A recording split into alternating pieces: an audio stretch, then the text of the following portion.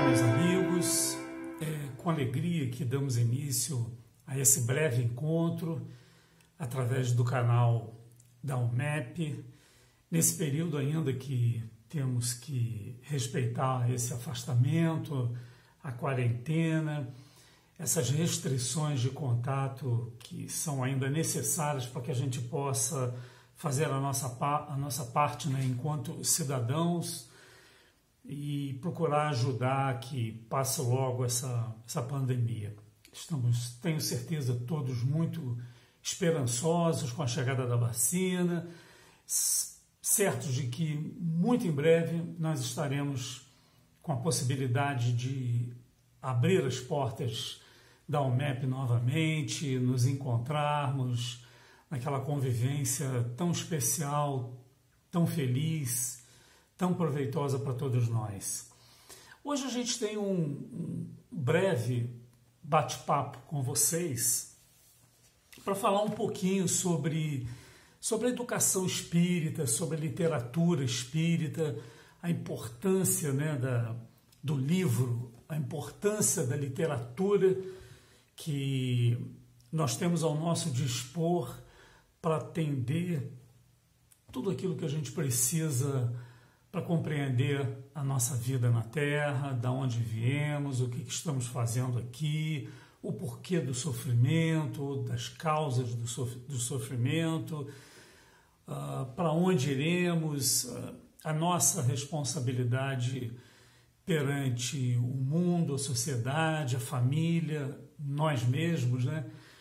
E o nosso encontro, então, vai tratar um pouquinho sobre isso. Para que a gente possa falar sobre esse tema, eu gostaria de reviver um pouquinho, né, o início desse processo todo. Porque se hoje nós temos esse acervo extraordinário da literatura espírita, né, a partir de Kardec, né, Kardec, ele publicou, ele era um professor, uma pessoa, um intelectual da sua época, e tinha uma publicação literária extensa sobre vários temas de fisiologia, gramática, temas ligados às ciências humanas, né? Nas áreas que ele atuava como professor, foi diretor de escolas, enfim. E depois, a partir do advento do fenômeno espírita, né, que Kardec se debruça para estudar, para entender, para abrir aquela caixa e saber o que tinha lá dentro, a gente passa então a contar, né, com o advento do Livro dos Espíritos, né, 18 de abril de 1857, quando Kardec traz ao mundo essa obra fenomenal que deu início a tudo isso que nós temos hoje. Nós temos hoje um acervo extraordinário, né? Kardec fez o primeiro trabalho, né? Ele publicou o Pentateuco da doutrina espírita, que são as 5 obras iniciais, que é o Livro dos Espíritos, em seguida veio o Livro dos Médiuns, depois o Evangelho segundo o Espiritismo, depois o Céu e o Inferno, e por último veio a Gênese. Esse é o que forma aí esse Pentateuco, essa base, né? Esse alicerce da doutrina espírita. E depois disso não parou mais. Autores encarnados, autores espirituais através da mediunidade de trabalhadores do bem notórios como Francisco Cândido Xavier, Ivone do Amaral Pereira, Divaldo Franco, Raul Teixeira e tantos outros que deram seu tempo, doaram as suas vidas para que a gente pudesse ter essas informações do mundo espiritual através da literatura espírita. E esse primeiro passo foi dado por Kardec, né? Hoje, nós estamos em 2021, faz 217 anos, né? Nasceu em outubro de 1804, o professor Hippolyte Léon Denisard Rivail, né? Nasceu na cidade de Lyon, E ele, em 1815, né, ele é enviado para estudar com Pestalozzi no Instituto foi a última etapa do projeto de Pestalozzi, um projeto que se iniciou em 1805, né, o Pestalozzi criou esse processo todo em Yverdon, no cantão de Yverdon, na Suíça. Era uma região mais próxima a Lyon, e ele recebia pessoas do mundo inteiro, né? Pestalozzi recebia alunos do mundo inteiro, um projeto que durou até 1825, e a família do Rivail, do professor, né, que viria a ser o professor Hippolyte Léon Denisard Rivail, depois com o pseudônimo de Allan Kardec, tinha possibilidades, e com isso enviou o jovem Rivail, com 10 anos de idade, para Yverdon, e ele fica lá até os 17, num regime integral de educação, projeto extraordinário. Pestalozzi recebia gente da Europa inteira, dos Estados Unidos, de outros países, para estudar naquilo que era a elite do conhecimento, da integração, um processo muito lúdico.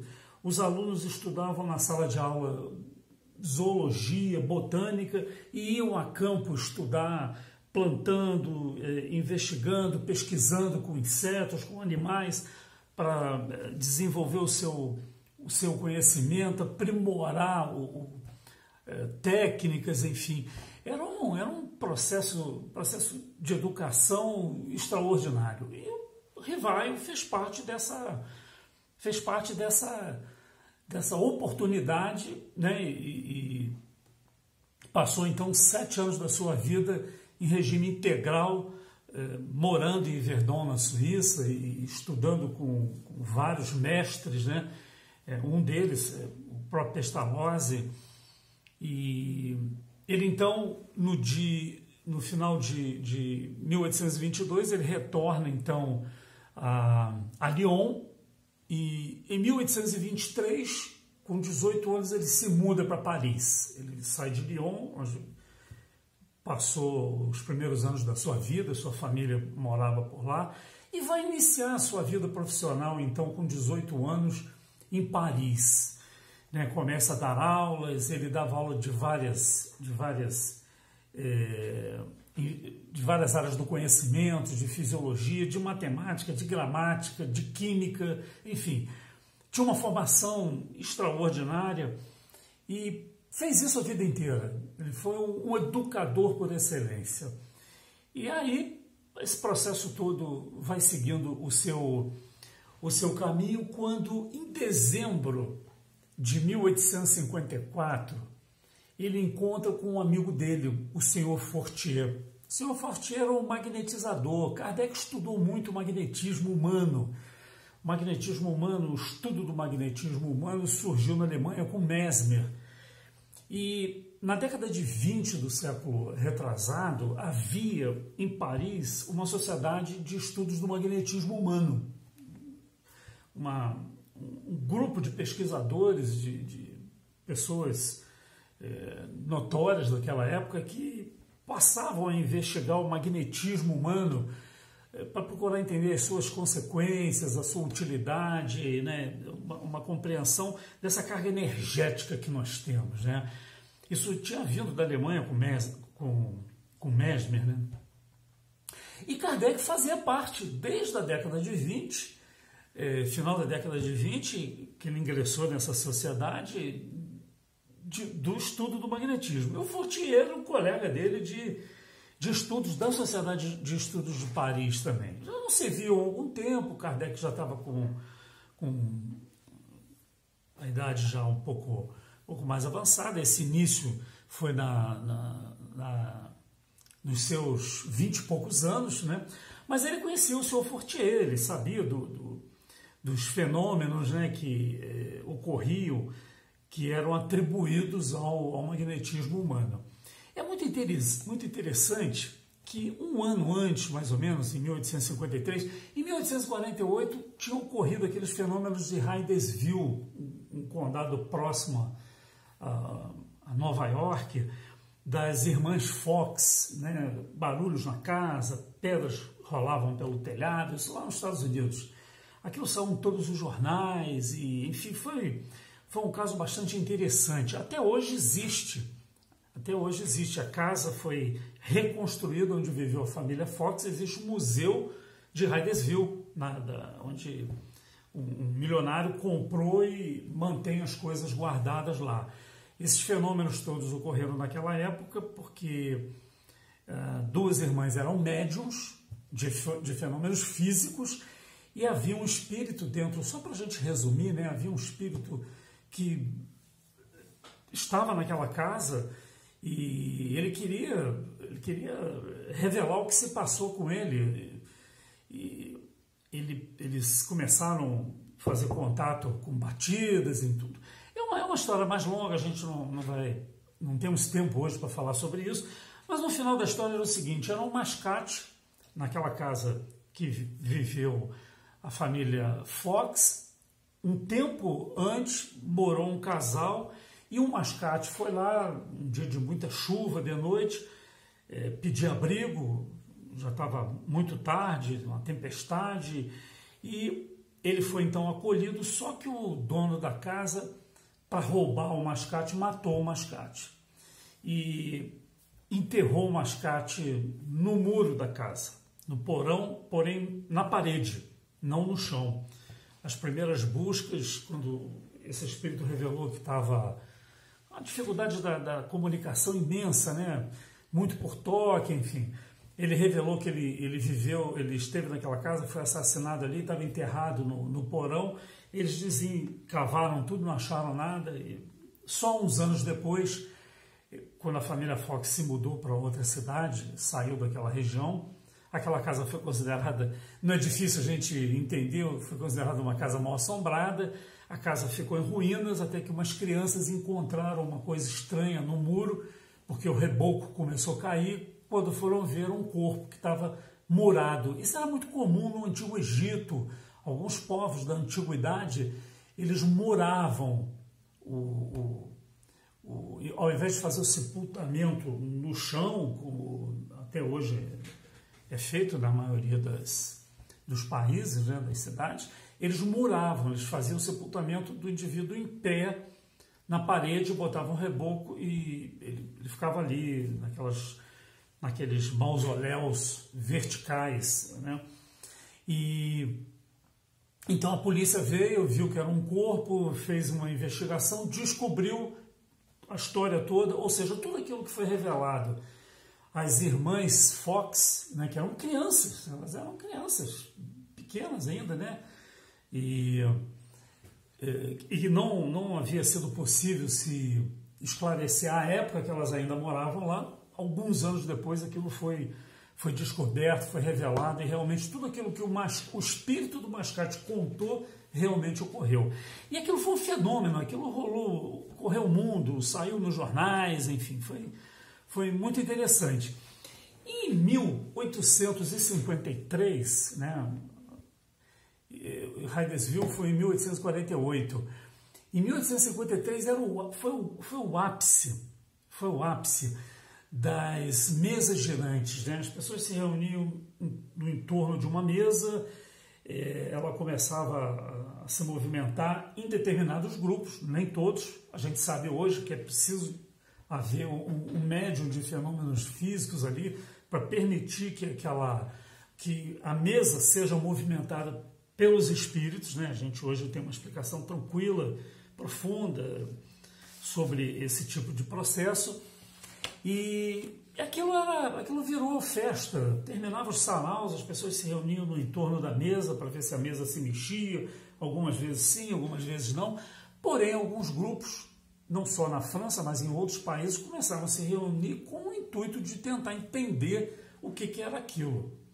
Até que, em dezembro de 1854, Kardec encontra o senhor Fortier, e o Fortier fala com ele das mesas girantes. Fala: oi, Hipólito, você precisa nos acompanhar, vem conosco, vem se reunir no nosso grupo. Nós temos um grupo de pesquisadores muito sérios, você vai ter oportunidade de conhecer, são pessoas de notório respeito na sociedade, pessoas sérias, e a gente gostaria que você conhecesse o que está acontecendo. É muito interessante, as mesas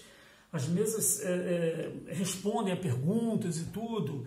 Bom, o professor Rivaio, né? Ainda o professor Rivaio, Fortier, eu tenho mais coisa que fazer do que dar o meu tempo para isso. No momento não estou muito interessado e tal. Aí a coisa passou, até que em maio do ano seguinte, o Fortier consegue levar o professor Rivaio na casa da senhora Roger.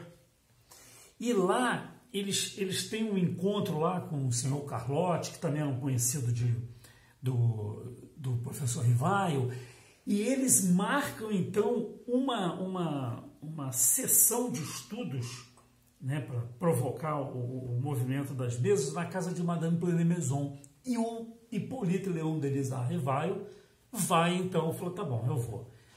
E ele chega lá, ele acha extraordinário a mesa respondia perguntas simples, sem muita profundidade. Uma pancada é sim, duas pancadas é não. E a mesa respondia corretamente. E o Kardec, então, o professor Rivaio, né, futuramente Allan Kardec, ele se envolve com aquele processo, começa a estudar aquilo, passa a levar perguntas complexas, profundas, sobre várias áreas do conhecimento, das ciências, que o grupo presente não tinha conhecimento, não tinha domínio sobre aquela área, para evitar que pudesse haver ali alguma interferência pessoal, porque para o Kardec, um pouco antes desse primeiro encontro dele numa sessão de trabalho, de estudos, onde ele presenciou o caso que ficou conhecido, né, na Europa inteira, naquela época, como as mesas girantes, ele chegou a falar com o Fortier, ele falou, Fortier, a mesa não pensa, né? A mesa não anda, a mesa não se mexe. Isso aí pode ser fruto do magnetismo humano. A gente sabe da energia que nós possuímos, essa energia elétrica, eletromagnética que nós produzimos e do que ela é capaz. Então, para mim, isso não passa de um fenômeno natural, provocado pelo indivíduo, pela energia que o indivíduo tem. Nada além para o outro lado da vida.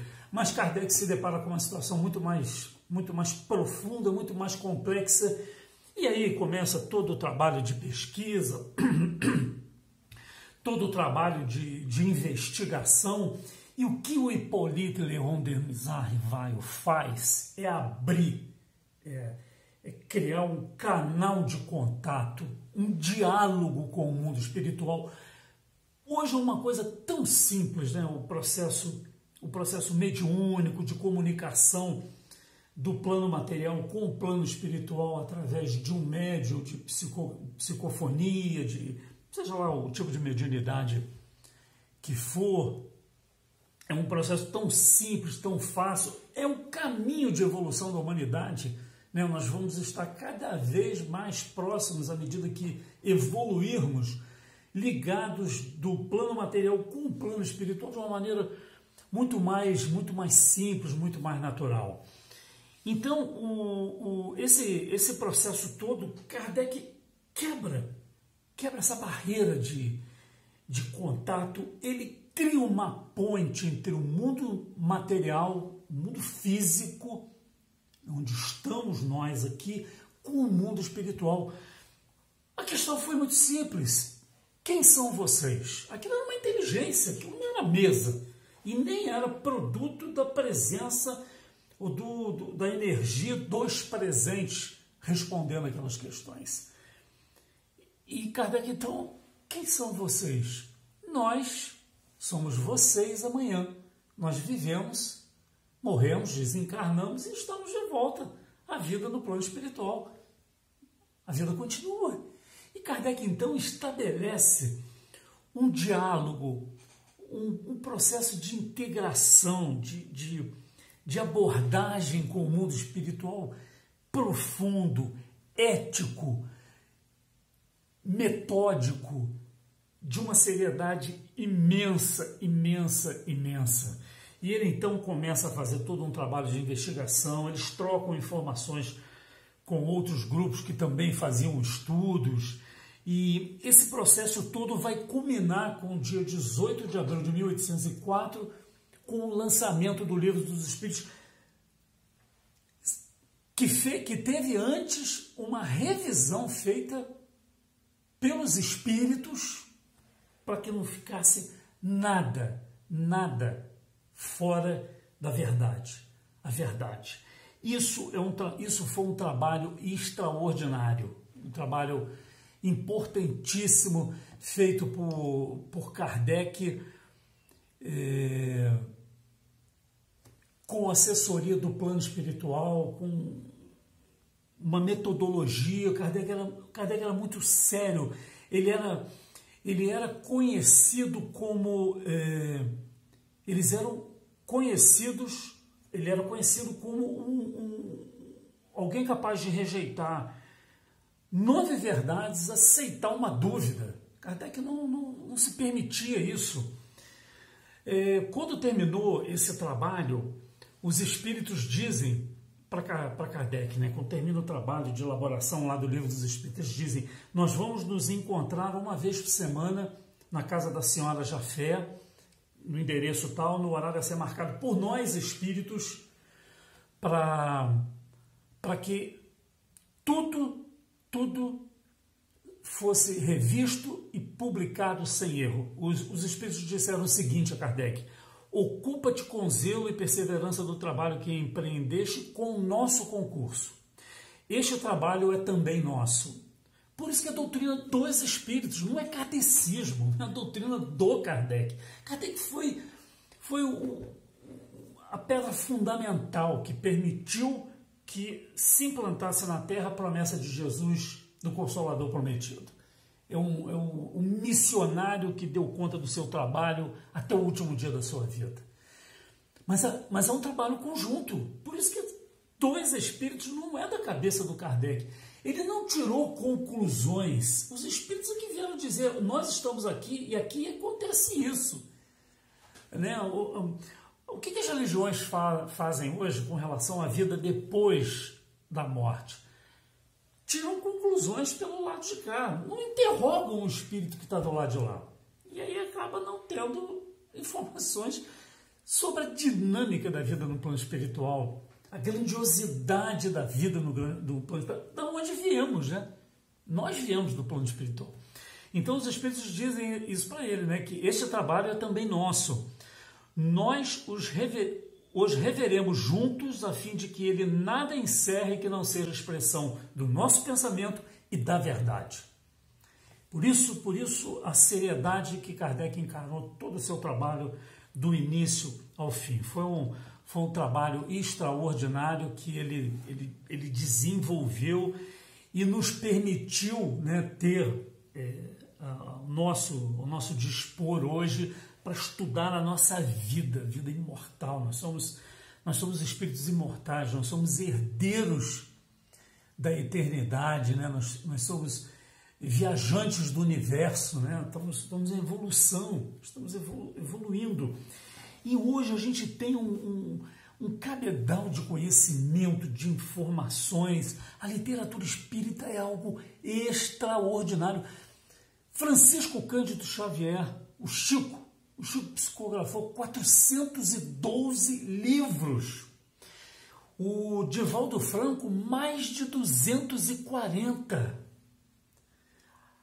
A profundidade dessas obras, as obras que o espírito André Luiz ditou ao Chico, um pouquinho antes do início, a primeira foi um pouquinho antes do início da Segunda Guerra Mundial, foi a obra Nosso Lar, depois virou filme, enfim. Quem já viu o filme, que bacana, mas não deixa de ler a obra é muito mais completa, ela é muito mais profunda, ela tem detalhes ali extraordinários. Não desmerecendo o filme, é natural, é difícil que o filme retrate todos os detalhes que é possível se fazer a partir da escrita do livro. Obras extraordinárias, são 14 obras que narram a plenitude da vida no plano espiritual. Quanto de inter-relação que existe dos espíritos conosco, nos ajudando, quando a gente sai do caminho, procurando nos colocar de novo na trilha do bem. Por outro lado, também as influências negativas do plano espiritual, quando a nossa conduta é condizente com isso, quando a gente está na mesma frequência. O que a gente precisa, né? Mas a gente tem um acervo literário extraordinário, fantástico. São milhares de obras ao nosso dispor para que a gente estude, né? Não são obras só para leitura, são obras para se fazer com profundidade um estudo. O Divaldo Franco, né? O Divaldo está com 90 e poucos anos, se eu não me engano, é 94, esse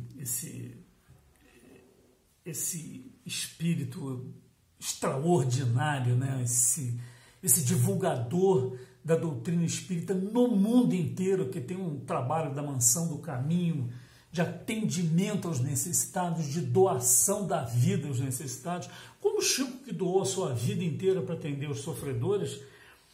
O Divaldo, que a maioria de vocês, eu tenho certeza, conhecem, já assistiram muitas palestras dele. O Divaldo diz que ele até hoje, ele estuda o Livro dos Espíritos. Divaldo Franco, ele deve saber aquele livro de trás para frente, de frente para trás, de cabeça para baixo, palavra por palavra, vírgula por vírgula. Ele diz que até hoje ele estuda todo dia o Livro dos Espíritos. Tal a importância que a gente vê na literatura espírita. Ivone do Amaral Pereira, meu Deus, que obra extraordinária que essa médium que nasceu em 1900 e desencarnou em 1980 trouxe. O acervo literário dela não é extenso demais, mas de uma profundidade,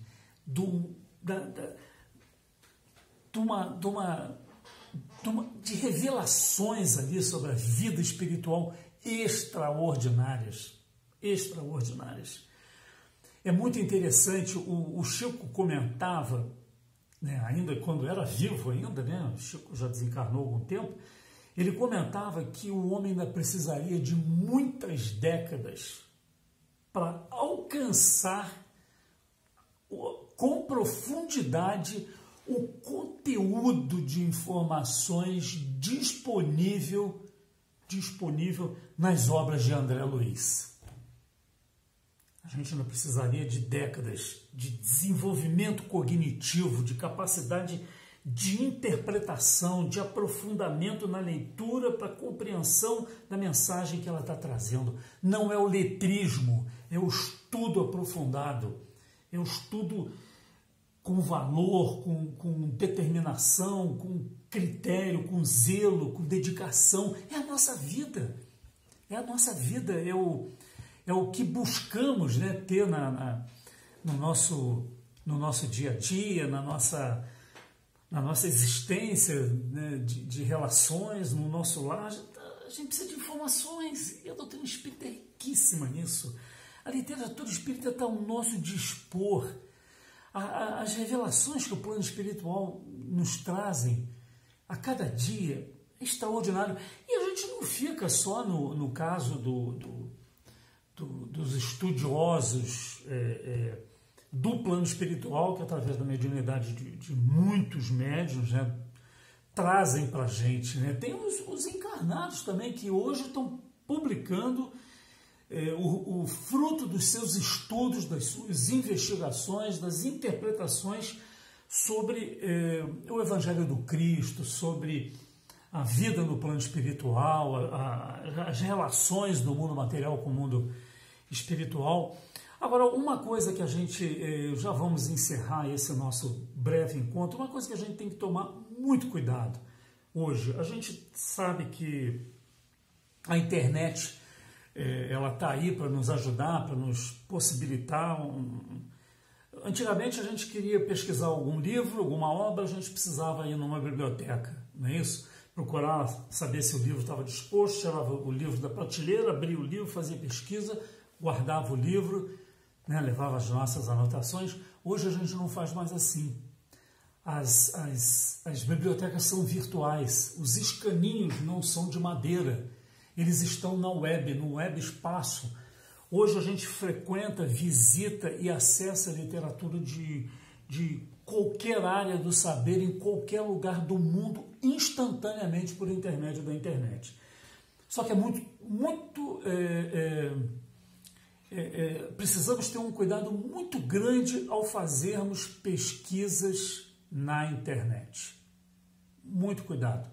Pessoas maliciosas, pessoas mal intencionadas, mudam os textos, isso já foi comprovado, elas alteram os textos, criam confusões, divulgam coisas, mensagens, e dizem ter sido escritas, enviadas, ditas por espíritos ou espíritas famosos.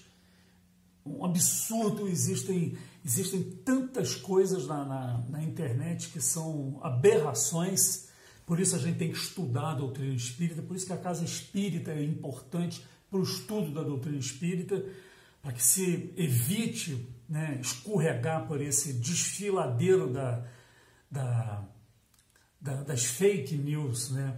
Eu lembro que quando o Chico desencarnou, o que tinha de mensagem depois da desencarnação dele na internet, dizendo que era ele, mandando mensagem do plano espiritual, absurdo, coisas absurdas.